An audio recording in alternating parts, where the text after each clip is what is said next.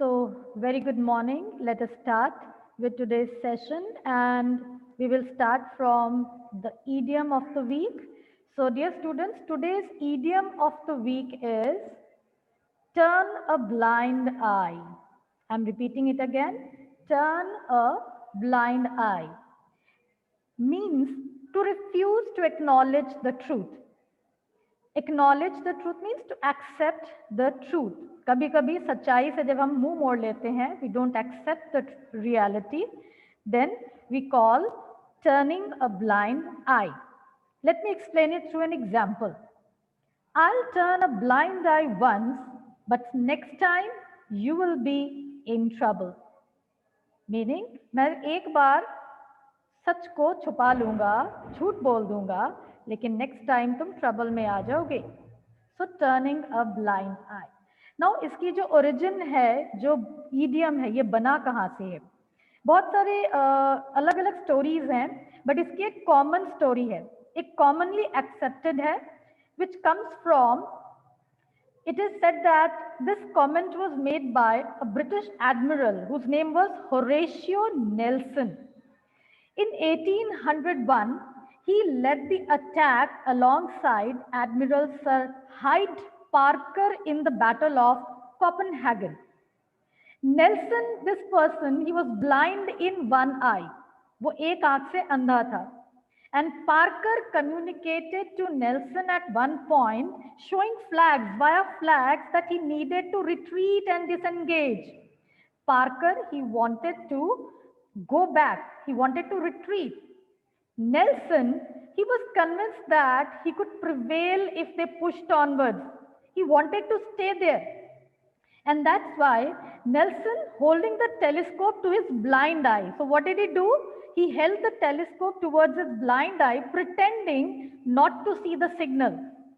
So he avoided the signal shown by Parker, and thus making a comment to the fellow officer observing about this situation, deserving the right to use his blind eye, कि उसका हक है अपनी blind eye को use करना now and again.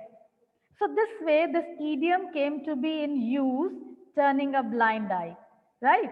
So whenever some person tries to hide the truth or refuses to tell the truth or accept the truth, then you use the idiom turning a blind eye. So remember this idiom, use this idiom throughout the week through different sentences. To turn a blind eye means to refuse to acknowledge the truth. Now students, if you remember, yesterday I was talking about the usage of the word lie. Please, you can note it down in the notebook, or you can take the screenshot also of this slide. Now there are three different words, and see the formation also. Lie, lay, lane, and this is lying. That means this is the root form lie, second form of the verb lay, third form, the past participle form lane, and the present participle with ing, lying. Then there is word lay, second form laid, third form laid, and fourth form lying. Then this word is lie, lied, lied, lying. Now see the difference in the meaning. When you use this word lie, lay, lane. Lie means to be or put yourself in a flat position. जब आप खुद को लेटाते हो, so या किसी चीज जो already वहां पर रखी हुई है, that position is called lie. As for example, the book lay open on the table. The second form we will use lay. We will not use laid. Like I lay on the bed for 2 hours yesterday. सोया हुआ था कल 2 घंटों तक. So lay. And the third form lane, which is used in passive form, the past participle form, और जो present participle है, I am lying on the bed. So lying use होता है, lying. Then there is word lay, that means to put something or somebody in a particular position. She laid the baby down on the bed. जब कोई किसी और चीज को या किसी को कहीं पर रखता है, then we use the word lay in first form, laid in second form, and laid in third form. The past participle form is lying. Then lie. This is means jhoot bolna. To tell, not to tell the truth, to hide the truth. Lie, lied, lied. And the fourth form is lying. That is the present participle. So please note down and use this word correctly. When which verb form is to be used, use it accordingly. Hope this concept is clear to you. You can take the screenshot or you can note it down also in your notebook. Now, today we are going to read chapter number 8 from the book Beehive, that is Reach for the Top. Before we start with the chapter, I want you to look at this slide and answer the question. So, let's think over this question. Do you have the passion to do something other than your studies? It can be music, dance, theater, trekking, water sport, painting, football, cricket, anything. So, do you have that hobby in you, the passion in you to pursue other than the studies? Then you have to ponder about the second question. Do you find any difficulty in pursuing your passion? क्या आपको कोई मुश्किलें आती हैं? कैसी मुश्किलें आती हैं और आप क्या करते हो? And who gives you support and encouragement to go ahead with your passion? And you can also tell about a person whom you idolize or admire. The slide is in front of you. I want you to raise your hand, those who are ready to speak. I request Satveer sir to please name the first child who has raised hand. Satveer sir, if you can name the first child. Mehak Prabhakar, ma'am. Okay, Mehak, yes, beta, you can unmute and speak. Share your views.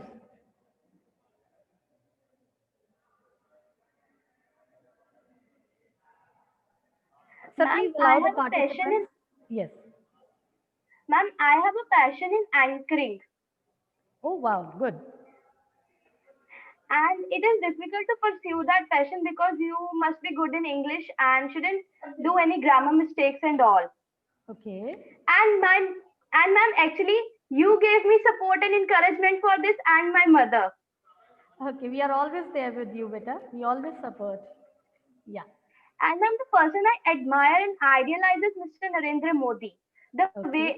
The way he the way he used to motivate the citizens of his country is really beautiful. The way he used to talk with them, the way he used to attach himself with them, his eye contact was unbelievable. Because when we are speaking something in a camera, we are not having any eye contact with anyone, but you have to make yourself forward to talk to someone. You have to do something like which someone listens to you properly, and we listen him in wherever situation we are. Suppose in trains we used to listen his speech and all on our mobiles and even on television.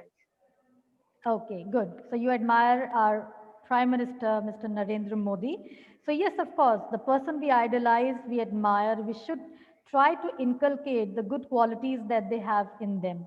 And thus we should also follow the path shown by them and create our own destiny. Okay, thank you, Mehak. Who is the next child, sir? Who is the next student in the list?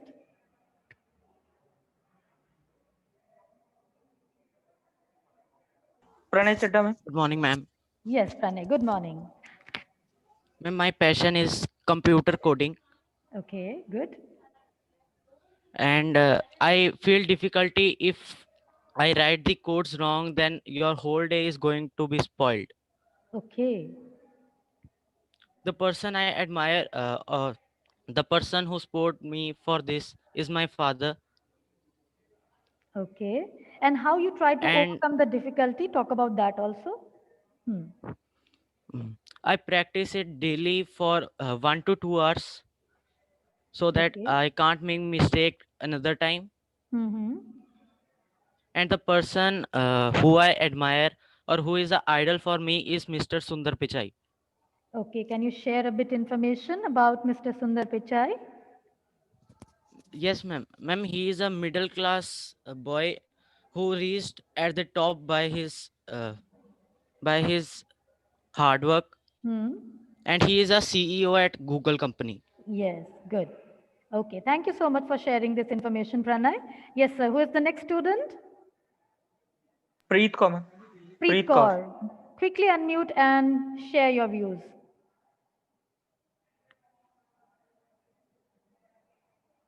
Good morning, ma'am. Good morning. Ma'am, I want to do commerce, but other than studies, I want to go in the field of theater.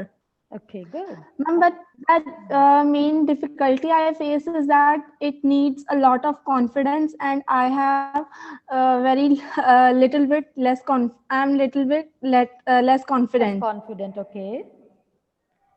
And the person who supports me is my mother. Okay. And the person who is idol in my life is Mr. APJ Abdul Kalam, that he worked very hard in his life and reached the top, and he is my role model. Okay. So see how these personalities, they influence our lives. So we should try to inculcate the virtues that they had in their lives, and we should try to create our own path also. It is not that we should blindly follow these personalities, but we should try to think of our own path also. We should try to be unique in our own ways. Right, Beta? Okay, very good, Preet Kaur. Who's the next student in the list, sir? Archana, ma'am. Archana, yes, Beta, share your views.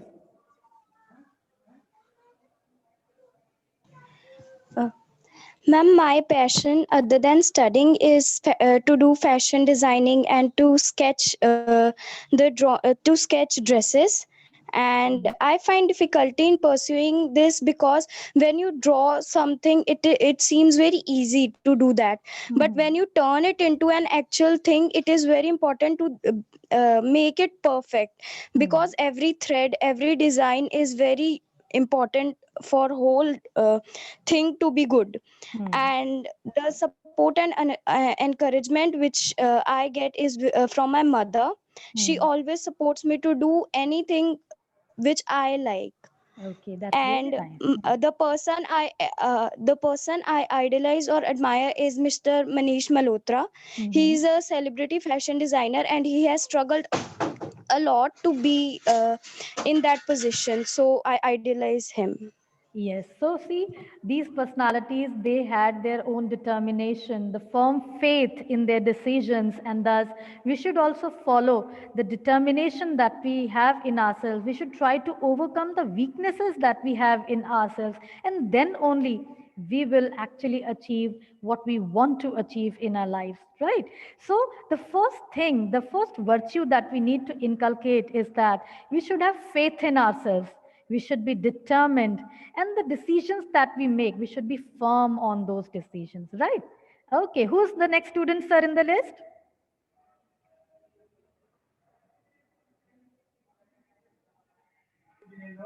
Hand raise नहीं किया ma'am किसी ने भी. Okay, chaliye, if there is voluntarily anybody else who would like to share the views, then I'll wind it up. Okay, no one? Okay, dear students, and thank you all those who have participated. Wonderful views are shared by you. So, dear students, the chapter that we are going to do today, it is also about two different personalities who had a very rare achievement in their life. One is an iconic Indian mountaineer, and the other one a tennis player. So see, the stories that we are going to read today, these two stories are motivational stories. And these stories, they talk about the determination, the passion that these personalities they had in their lives, and the way they achieved their goal in their life, the hard work that they did in their life. So let us read the chapter and understand and learn something from the personalities that we are going to read today.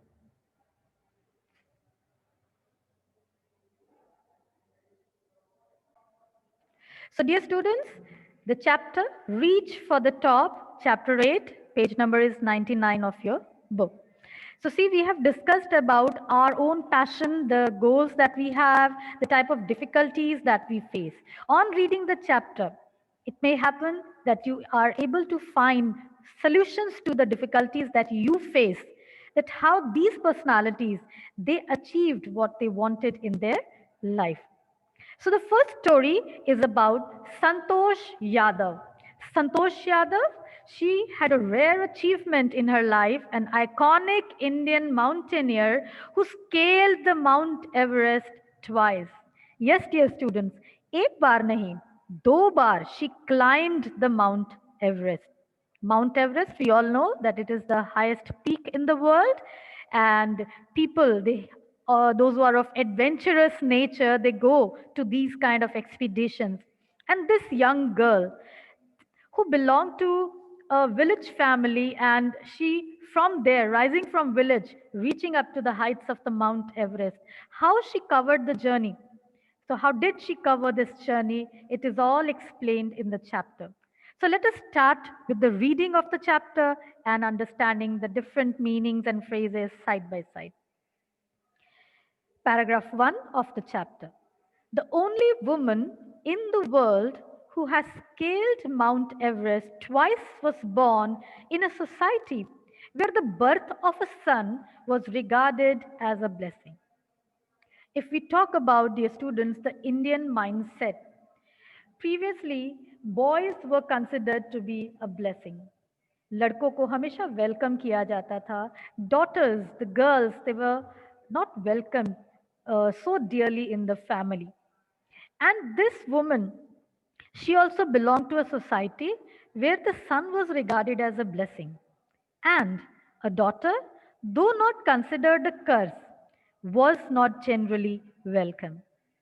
See, curse means abhishap, एक तरह का श्राप. लड़कियों का आना अच्छा नहीं माना जाता था.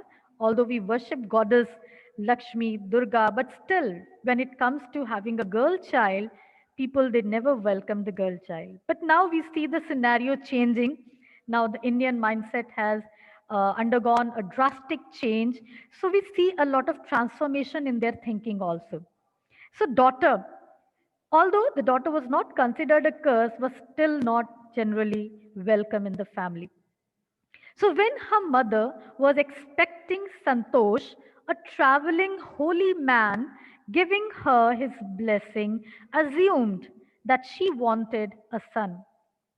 So when she was expecting, when Santosh's mother, she was about to give birth to Santosh, then a holy man came to their house. He was a traveling holy man. Holy man means saint. एक सन्यासी जो थे, जो travel करते हुए दुनिया भर में घूमते थे, he came to their house and he blessed the mother, assuming, अंदाजा लगाते हुए, that she also wanted a son. So he blessed the woman that she would definitely have a son. But to everyone's surprise, the unborn child's grandmother, who was standing close by, told him that they did not want a son. It was really a surprising fact in those days that someone wanted a girl child. And there was a surprising factor that the grandmother, the would-be grandmother of the unborn child, who was standing there near to the mother, she told the saint that they did not want a son. उनको बेटा नहीं चाहिए. The holy man, the saint, was also surprised. It was quite obvious reaction from the saint. उसने ये expect ही नहीं किया था कि ये जो दादी माँ है, जो would be the grandmother है, she did not want a son. She wanted the mother to be blessed that she should give birth to a girl child. Nevertheless, he gave the requested blessing. So somehow, in his surprising mood, he blessed the mother that she should give birth to a girl child. She would be blessed whatever she wanted in her life. And as destiny would have it, the blessing seemed to work. Destiny means kismat, the destined fate. So, जो किस्मत में लिखा था और जिस तरह से the saint he blessed the mother, ऐसा लगा जैसे उसकी भी blessings काम कर गई. Because Santosh was born the 6th child in a family with 5 sons. A sister too 5 brothers. So, luckily, this time a girl child was born in the house. So, she was the 6th child in the family, and she already had 5 elder brothers. She was born in the small village of Joniawas of Rewari district in Haryana. We have seen that in Haryana, people, they were really of hypocritic nature. They never welcomed girl child in their house. And it was a surprising fact that Santosh's family, they welcomed her dearly. And she was born in a family, it was Rewari district in Haryana. The girl was given the name Santosh, which means contentment. संतोष जो इसका मतलब होता है satisfaction. Contentment means satisfaction और उसका Hindi meaning है संतोष होना. But Santosh was not always content with her place in a traditional way of life. So the author here makes it very clear in the beginning only that she was just opposite to her name. She was never satisfied in the traditional way of life that she led in the village. She began living life on her own terms from the start. Own terms means अपनी शर्तों पर जीना, अपने हिसाब से जीना. Where other girls wore traditional Indian dresses, Santosh preferred shorts. So जहाँ पर उस village में other girls of her age they wore Indian dresses, Santosh was of revolutionary nature and she refused to wear those Indian dresses. Looking back, she says now, from the very beginning, I was quite determined that if I chose a correct and a rational path, the others around me had to change, not me. See this virtue. She was a determined girl from her very childhood. And she also believed in herself. And she said that if I chose a correct and a rational path means logical path. She had a logical thinking and reasoning. She had the analysis power from the very beginning. And what she says that if she is on a right path or rational path, if she is not wrong in any way, then she did not need to change. Others need to change. So others around me had to change, not me. See, this quality, we must learn this virtue, beta. We must understand that we should be determined in our life. And we should have that conscience of understanding what is right and what is wrong. Conscience कहते हैं जो हमारा विवेक होता है. हमारी जो सोचने की जो शक्ति होती है उसमें जो हमारा विवेक होता है, कॉन्शियस होता है, वो हमें ये बताता है क्या सही है क्या गलत है. कहीं ना कहीं हम सही और गलत का फर्क पहचानते हैं, but sometimes we refuse to accept it. And if you always choose the rational path, a logical path, correct path, then no one can deviate you from your goals. No one can deviate you from your path. आपको आपके रास्ते से कोई भटका नहीं सकता है. So that way you need to be determined in your life. So dear students, we will stop here today and we will continue with the chapter in our next session.